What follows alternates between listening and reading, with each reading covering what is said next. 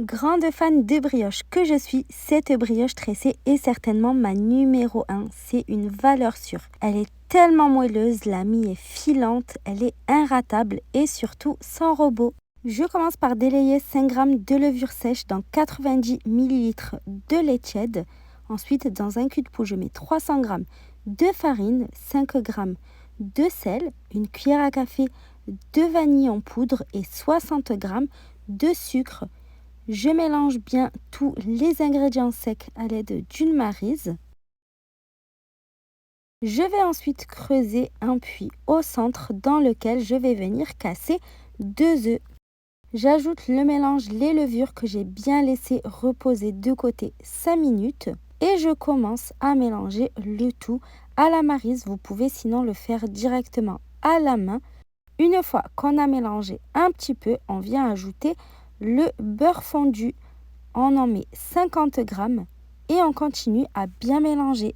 Personnellement, je n'y ai pas mis les doigts, je n'ai pas vraiment pétri la pâte, mais si vous voulez une brioche encore plus moelleuse et filante qu'elle ne l'est déjà, je vous conseille quand même de bien la pétrir à la main ou au robot.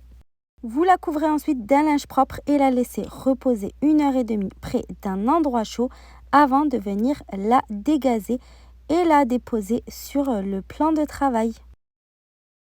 Vous allez ensuite y incorporer des pépites de chocolat, noir ou au lait, c'est comme vous préférez.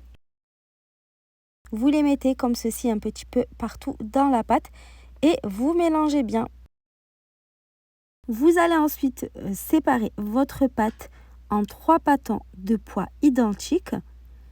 Donc j'ai fait 3 boules de 220 g chacune. Et on va ensuite venir étirer nos petits pâtons pour en former des longs boudins. Vous faites des boudins tous de même taille. Vous allez ensuite les mettre tous côte à côte et vous allez commencer à faire votre tresse. Vous déposez directement vos boudins sur le papier sulfurisé, comme ça vous n'aurez pas à transporter votre brioche et risquer d'abîmer votre petite tresse. Si vous n'êtes pas trop fan de chocolat, vous pouvez par exemple les remplacer par des raisins secs ou alors faire une brioche nature que vous pourrez tartiner par la suite avec ce que bon vous semble. Donc une fois que vous avez formé votre tresse, vous rabattez les derniers petits morceaux vers l'intérieur. Vous veillez à faire une belle tresse bien régulière, comme ça quand elle va gonfler, elle va rester bien belle. Vous allez ensuite couvrir d'un torchon propre et laisser reposer à nouveau, cette fois pendant 45 minutes.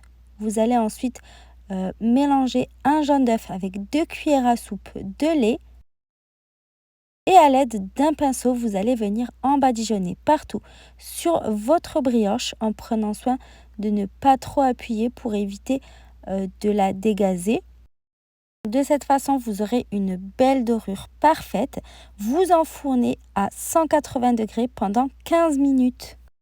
Et la brioche est prête à être dégustée.